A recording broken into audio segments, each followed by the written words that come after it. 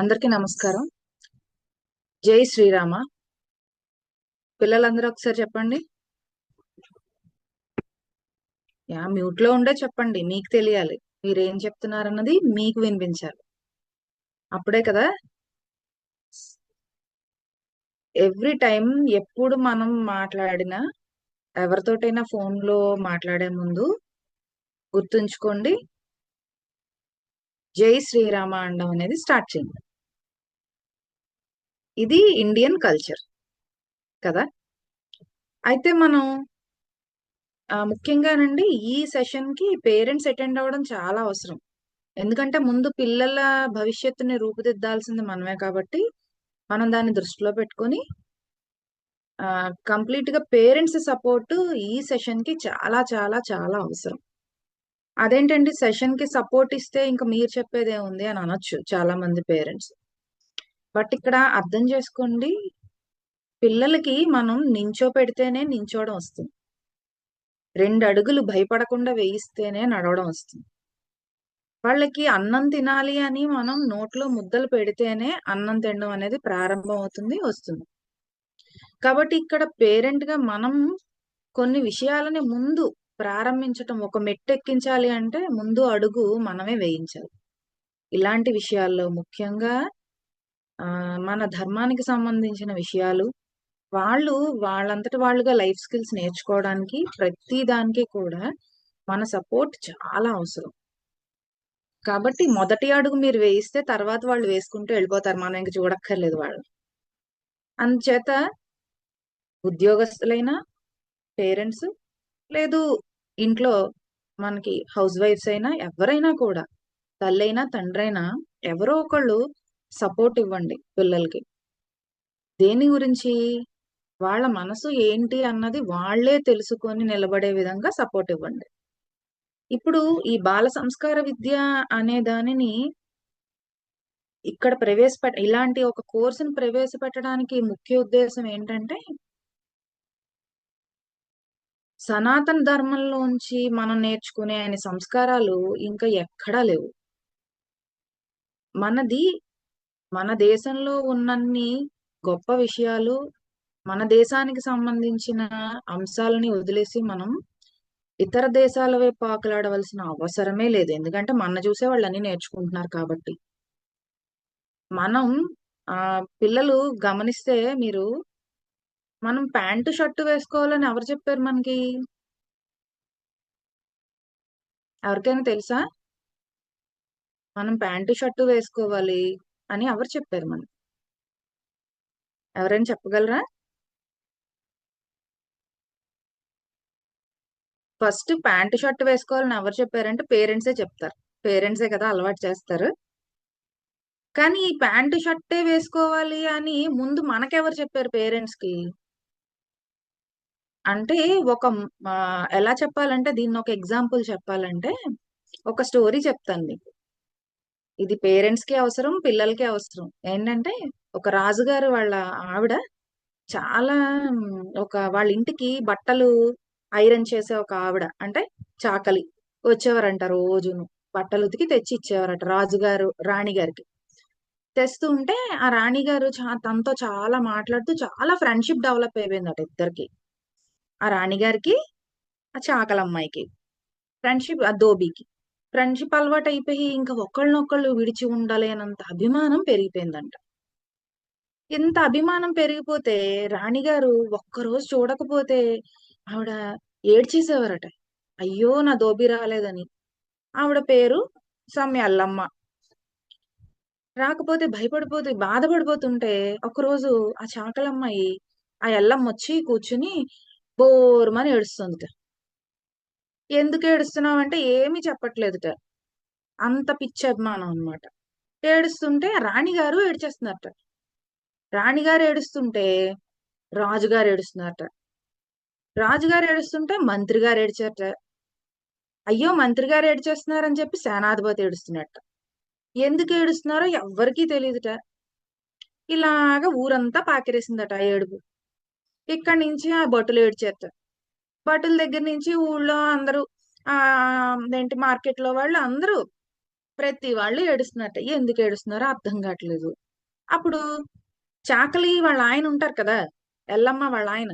ఆయన వచ్చి, "ఎందుకు మీరందరూ ఏడుస్తున్నారో అర్థం కావట్లేదు" అని బుర్రగొక్కుంటున్నాడు. ఏంటి ఇలా బుర్రగొక్కుంటున్నాడంటే, అప్పుడు ఆ పక్కనున్న రాణిగారి చెలికత్త చెప్పిందట, "ఏం లేదండి అయ్యో! ఎల్లమ్మ వాళ్ళ గాడిద మీ గాడిద చచ్చిపోయిందట కదా! అందుకు ఎల్లమ్మ ఏడుస్తుంది" అన్నదట.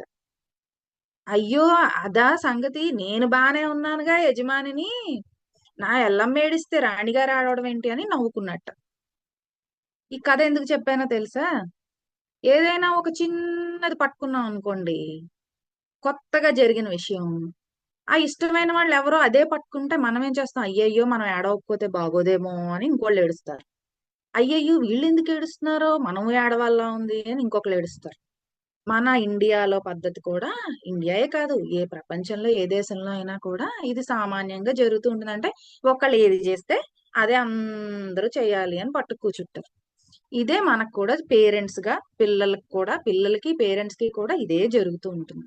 అంటే ఒకళ్ళు ఏం చేశారో దానికి ఒక అర్థం పరమార్థం ఎందుకు ఏడుస్తున్నారు ఏమి ఇబ్బంది వచ్చింది ఏం లేదు ఇంకా. అంటే ఒక గుడ్డి నమ్మకం లాగా ప్రతిదాన్ని కూడా ముందుకు దూసుకుపోతూ ఉంటాం.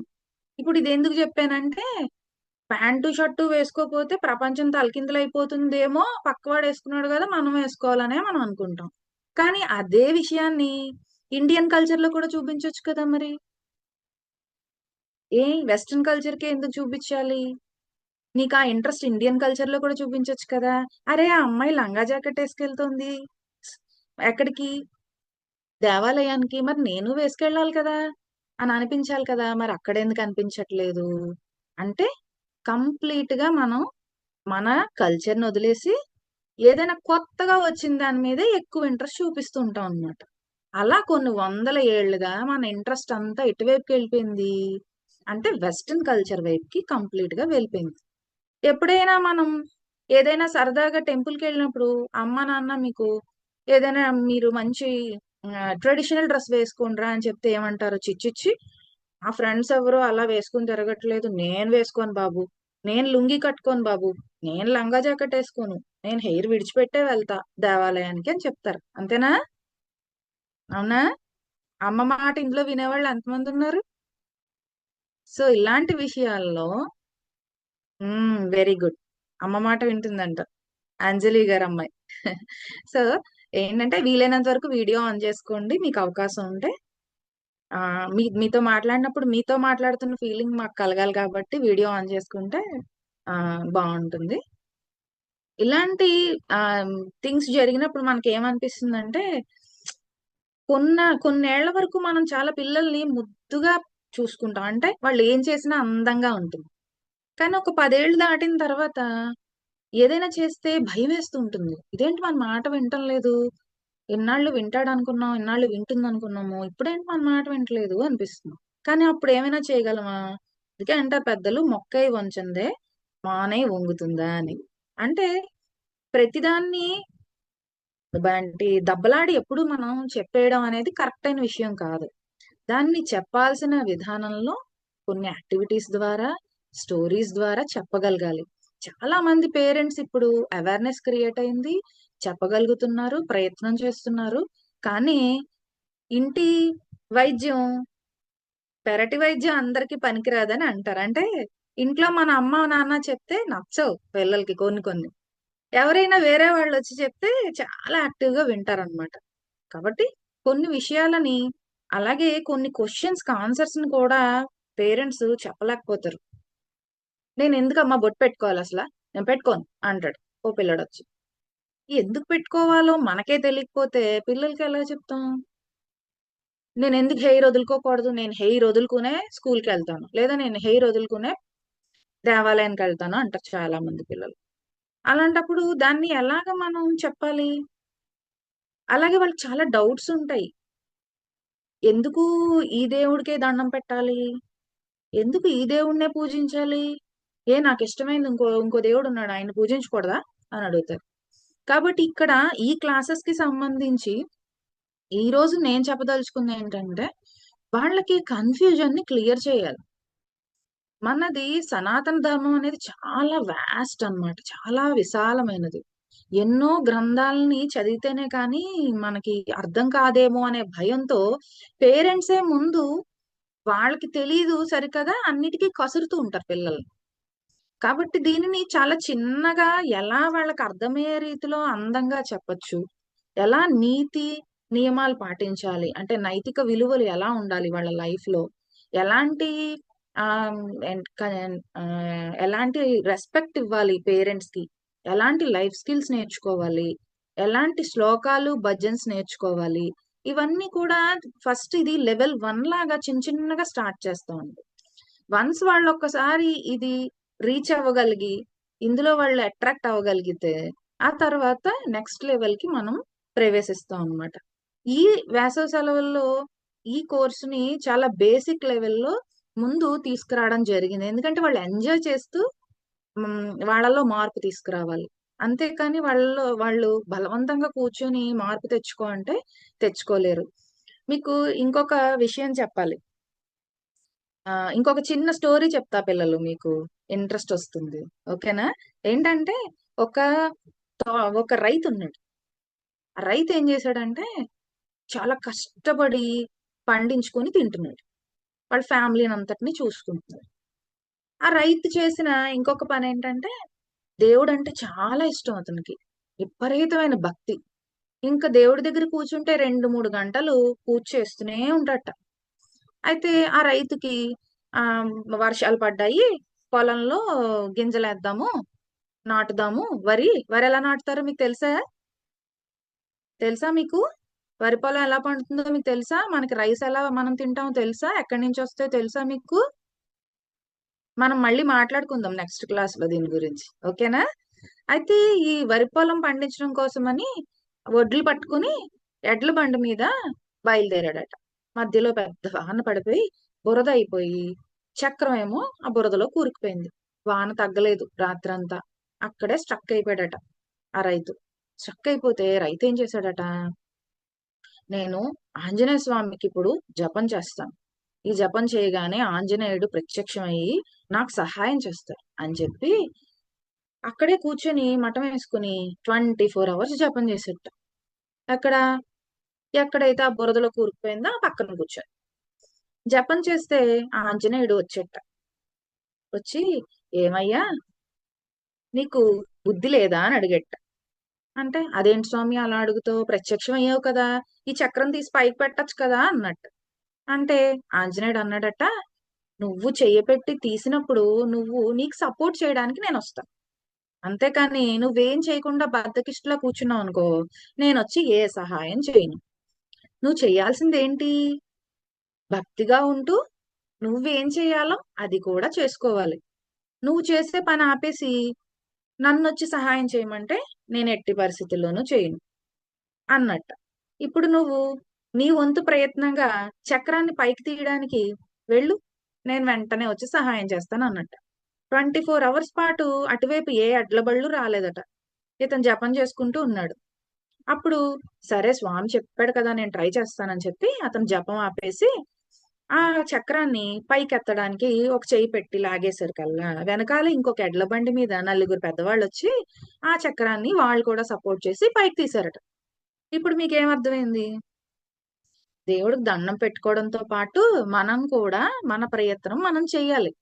ఎందులోనైనా సరే, అది ఎడ్యుకేషన్ అయినా, మనం బ్రెయిన్ డెవలప్మెంట్ లోనైనా, జ్ఞానాన్ని పెంచుకోవడంలో అయినా, ఏదైనా స్పిరిచువల్ నాలెడ్జ్ పెంచుకోవడంలో అయినా కూడా దీన్ని ఉద్దేశంలో పెట్టుకుని మన ప్రయత్నం మనం ఎప్పుడు చేస్తూ ఉంటే మనకు వెనకాలే దేవుడు కూడా సపోర్ట్ చేస్తూ తీసుకెళ్తాడు. సో దీన్ని పెద్దవాళ్ళు గుర్తుపెట్టుకోవాలి. అలాగే పిల్లలు కూడా దీన్ని దృష్టిలో పెట్టుకోవాలి.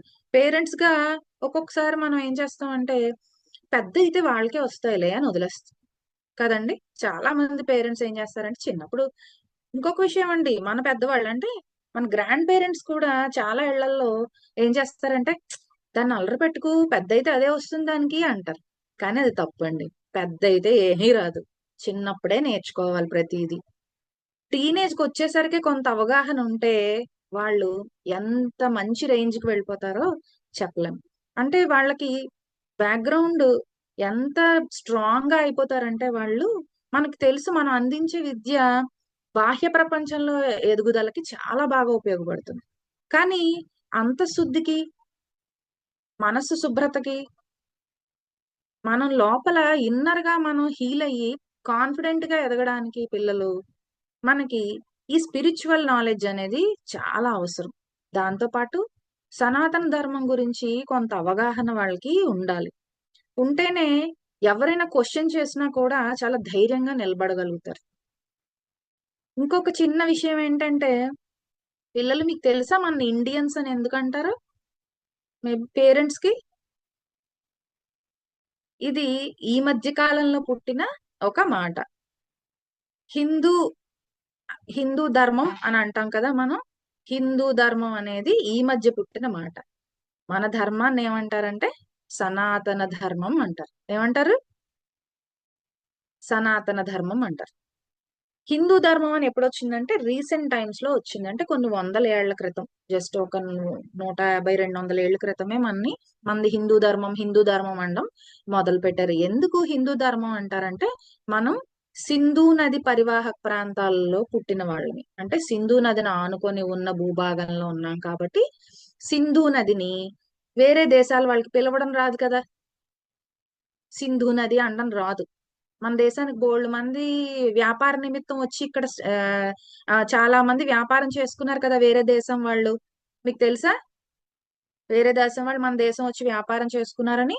అలా వ్యాపారం చేసుకున్నప్పుడు మన దేశానికి వచ్చిన పర్షియన్స్ ఎవరైతే ఉన్నారో ఆ దేశం వాళ్ళు మనకి సింధు నది ఒడ్డున ఉన్న వాళ్ళం కాబట్టి మనని సింధూస్ అని పిలవకుండా హిందూస్ అని పిలిచారు. వాళ్ళకి అలాగే పలకడం వచ్చు కాబట్టి. అలా హిందూస్ అనే పదాన్ని పట్టుకొని మన తర్వాత మన ముందు చాలా తరాల ముందు నుంచి హిందూ ధర్మం అని వేరే దేశాల వాళ్ళు మనని అనడం మొదలు పెట్టారు.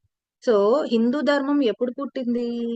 మిగిలిన దేశాలన్నీ మన దేశానికి రాకముందే, మిగిలిన దేశాలన్నిటికన్నా ముందే, ఇంకా పాతది, చాలా పాతది మన హిందూ ధర్మం. అందుకనే దానికి వాళ్ళు వేరే పేరు పెట్టారు. కానీ మనం దాన్ని అసలైన పదంగా ఎలా చెప్తాం? సనాతన ధర్మం అంటాం. అంటే చాలా పురాతనమైన ధర్మం మనది. ఇందులో లేనిది లేదు. ఇందులో అసలు లేనిది ఏదీ లేదు. ఇందులో ఉన్నదే అన్ని దేశాల్లోని ఉంది. కానీ మన దేశంలో కొన్ని పరిస్థితుల వలన, చిన్న చిన్న సమస్యల వలన, మన గ్రంథాలన్నీ వేరే దేశాలకు వెళ్ళిపోవడం వలన అది మళ్ళీ మనమే వాళ్ళ దగ్గర నుంచి తెలుసుకుంటున్నాం, వేరే కంట్రీస్ నుంచి, అంతే. సో మనం అందరితోని మింగిల్ అవ్వాలి, అన్ని ప్రపంచంతో అందరితో మింగిల్ అవ్వాలి, మన ధర్మం గురించి కూడా మనం తెలుసుకోవాలి. ఇది మనం నేర్చుకోబోయే క్లాసెస్, అంటే మన కోర్సులో క్లాసెస్ లో మనం తెలుసుకోబోయే విషయాలు. ఒకటి, సనాతన ధర్మం గురించి కొంచెం కొంచెంగా తెలుసుకుందరు గాని, ఎందుకు, ఏమిటి, ఎందుకు చేయాలి, ఎలా చేయాలి, చిన్న చిన్న పనులు అనేవి తెలుసుకుందాము. కొంచెం కొంచెం శ్లోకాలు నేర్చుకోవాలి. ఎలా లైఫ్ స్కిల్స్ డెవలప్ చేసుకోవాలి, అంటే నువ్వు ఒక కాన్ఫిడెంట్ గా ఎలా నిలబడాలి లైఫ్ లో అన్నది కూడా తెలుసుకోవాలి. ఇవన్నీ తెలుసుకోవడం కోసమే పేరెంట్స్ గా మీ వంతు కృషి చేయాల్సి ఉంటుంది. మీరు పిల్లల్ని ఈ కోర్సులో జాయిన్ చేయడం వలన చాలా విషయాలని చాలా సులభతరంగా, చాలా మంచి విషయాలు తెలుసుకోగలుగుతారు. ఇలాంటి కోర్స్ కి మాకు సపోర్ట్ చేసిన ఓజస్ వాళ్ళకి ధన్యవాదాలండి. ఎందుకంటే దీనికి చాలా సపోర్ట్ అవసరం. చాలా మంచి కోర్స్ ఇది. ఇలాంటి కరికులం ప్రిపేర్ చేసినందుకు సౌజన్య గారికి కూడా నా ధన్యవాదాలు తెలియజేస్తున్నాను. నెక్స్ట్ దీని గురించి ఇంకొంచెం వివరాలు సౌజన్య గారు మీతో పంచుకుంటారు. ధన్యవాదాలు.